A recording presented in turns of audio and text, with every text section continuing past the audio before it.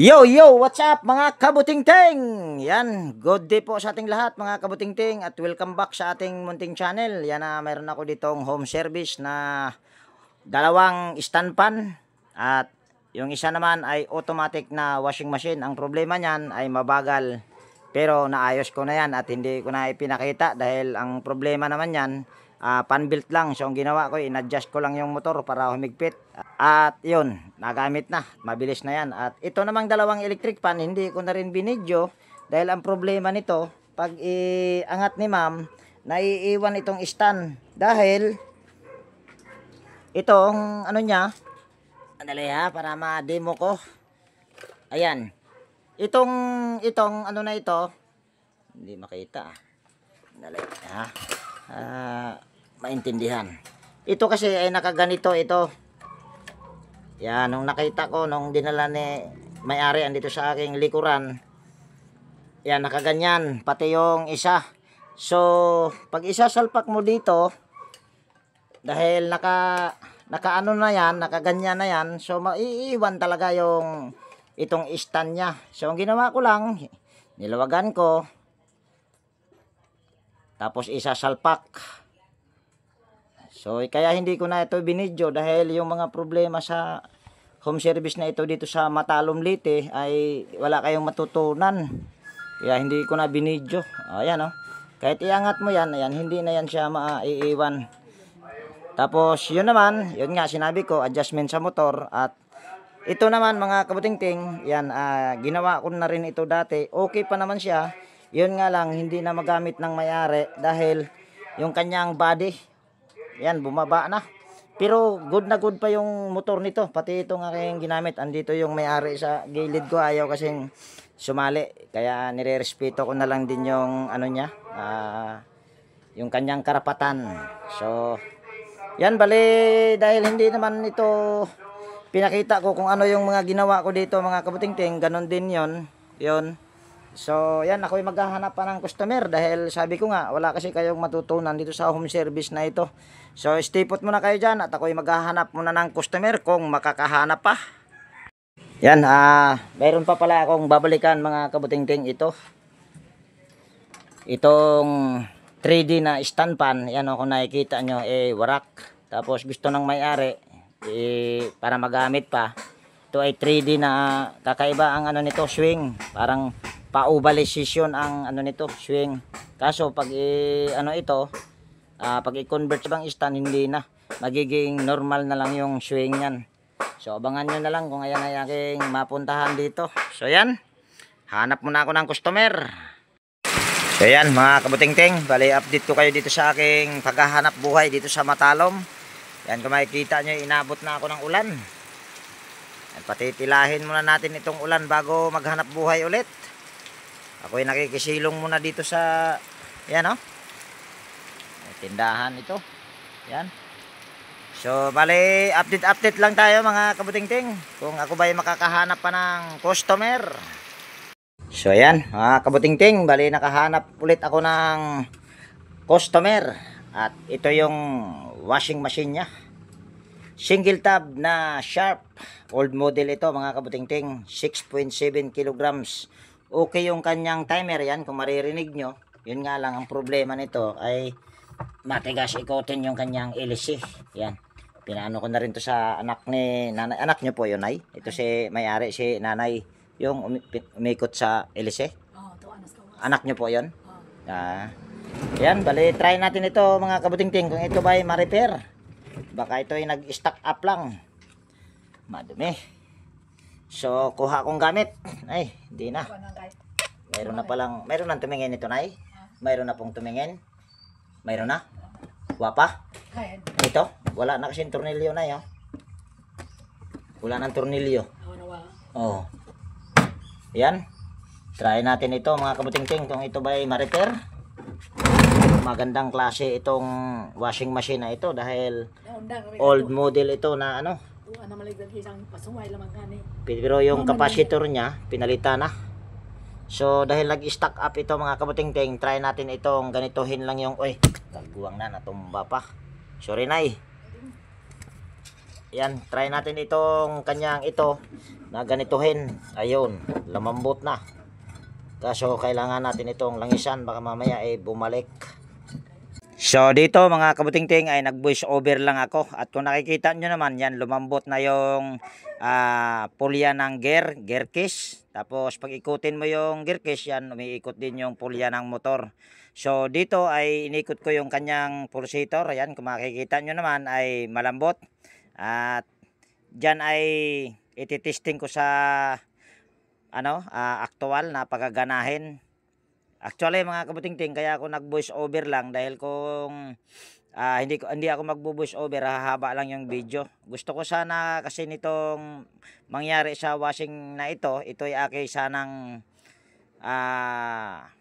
lalangisan yung pinakamotor niya. Pero nung umandar na kasi ito, ayaw na ng may-ari dahil bakit ko pa daw lalangisan, umiikot na. So hindi na rin ako nakipagtalo. So pagkatapos nito mga kabuting-ting ay naghanap na rin ako ng iba pang magagawa at ang binayad lang sa akin ito ay 100. So ito naman yung aking nahanap na susunod kong gagawin. Ito ay single tab na washing machine. Ayo day. Ayan mga kabuting-ting, meron na naman ako ditong nahanap na gagawing washing machine. Ayan, kung nakikita nyo ay bagong bago. Top Mama 8 kilograms. Pasensya na, maingay yung aso. Sabi ng may-ari nito ay mabagal daw yung kanyang daloy ng tubig, pero gumagana naman. Gumagana, ma'am?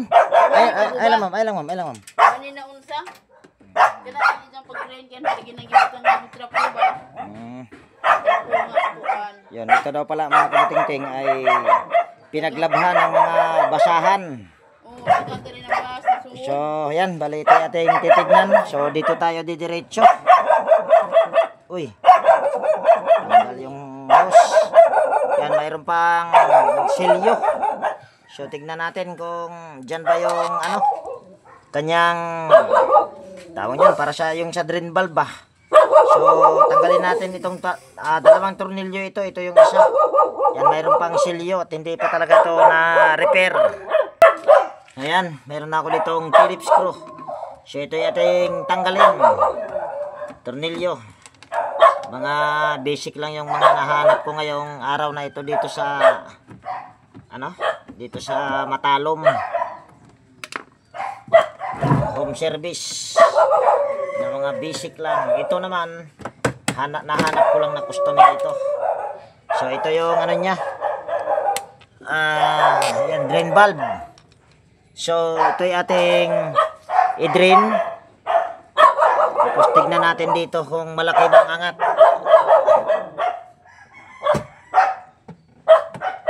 Maliit lang yung angat niya mga kabuting-ting.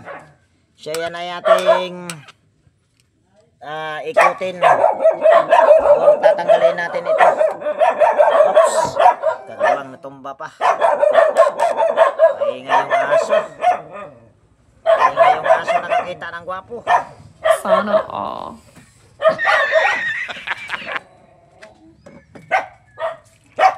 Ayan na. Lumakas na.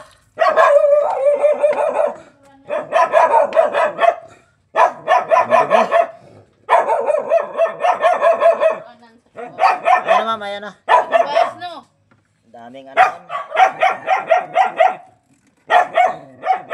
mayroon pa perdibli. Yan, tingnan natin dito sa pulsator nya. Tanggalin natin yung pulsator. Dali lang, ayos ko lang yung aking camera. So yan, bali naayos na yung aking camera at nagpalit din ako ng isang Phillips screw. Bago pa ito ma'am. Bago pa ni. Ayan. Nasudlan ni gilahon na baso ka ng basahan. Ito bang daghan giling ba? Wala naman nun, hindi masyadong wala naman siyang himulmul na naka sa butas mga kabuting-ting oh. Kadtong ko kadtong naka. Yan natin ma'am, linisan lang natin ito ma'am. Pairam ako ng brush ma'am. Brush. Yan, linisan na lang din natin dahil ito ay nabuksan na. Ayan, gamit tayo ng brush. Brushan na natin ito. Nabuksan na. Sige ma'am, buhusan ng tubig ma'am. Okay. Sige, huwag mo na lang sige. Okay na ma'am. Kusog na mo andar? Hindi. Ang agas? Kumaandar naman kamo ito eh. Tubigan. Hindi naman yan. Okay lang yan ma'am.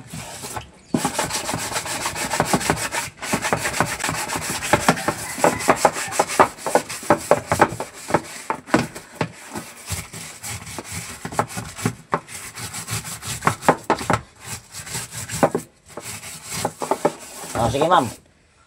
Tubig na pod. Okay na siguro na ma'am. Sige, tubig.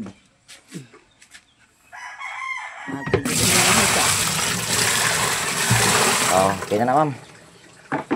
Ayan, okay na yan mga kabuting-ting. Kusog na mo kuan. Hindi ma'am. Wala namang masyadong nakabara ma'am. Ang problema lang yung kanyang mamaya para maintindihan din sa mga manonood ma'am. So, ibabalik ko na ito. Tapos, higpitan lang natin yung tornilyo. So, wala dito yung problema mga kabuting-ting. Kung sa baga, bininasan ko na lang din or nilinis para dahil nabuksan na rin ba. So, balik tayo dito sa likod. Dito tayo dahil basa. So, paiksiin ko lang yung aking tripod. Ayan, balik tayo dito. Wala namang masyadong tubig, hinduan pa ng kanaa. brush lang ma'am. Ako nang bahala ma'am. Yan kung makikita nyo yung butas. Yan maraming butas. Ito, sasagad natin dito sa pinakababa na butas. Itong kanyang hook. At lilinisan din muna natin ito. Wala namang masyadong dumi. Yan o. Ito, ano lang ito. Hindi yan makakabara. Ang problema talaga, pagka i-drain mo, konti lang yung angat niya. Kaya, nasasabi ng may-ari na mabagal umikot. Mabagal ang pag-drain. So, linisan ko muna ito at di ko na ipakita yung paglinis nito. So, ayan. Malinis na. At nilinis ko na rin dito, bahagya. Ayan o. So, try natin ito kung mabilis na ba. Saan ba yung spring nito? Butang. Ito. Kala ko nawala na. Yan, hindi ko na to hindi ko na pinahaba yung spring niya dahil yung kanyang spring makapal. Baka mamaya pagpahabain ko hindi na maiangat. Malakas yung spring niyang gamit. Ayan o, kahit maiksi. So, balik lang natin. Tapos itong hook na ito, dito natin sa pinakababa pasok. Ayan o. Ayan, dyan sa pinakababa. Para pag i-drain, malakas yung angat. Yun lang yung naging problema nito. Kunti lang yung angat niya, kaya mahina yung pag-drain. Pag-agat tubig mo. Oo. So, yan. Bali, malakas yung kanyang spring, mga kabuting-ting. Mahirap pa. Sige ma'am, buhusan nyo po ng tubig para matesting natin po.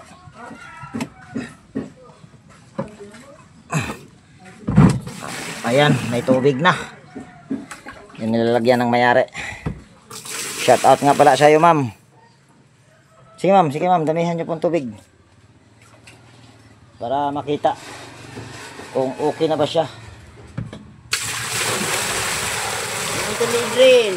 Ayan, di-drain natin yan ngayon ma'am. Dali, kukunin ko muna yung gamit ko, baka mabasa. So yan, di-drain natin mga kabuting-ting. Bakit? Ayan, dito yung drain ma'am. Ikaw talaga ma'am, para yatang matigas. Ayan. Ayan na, malakas na.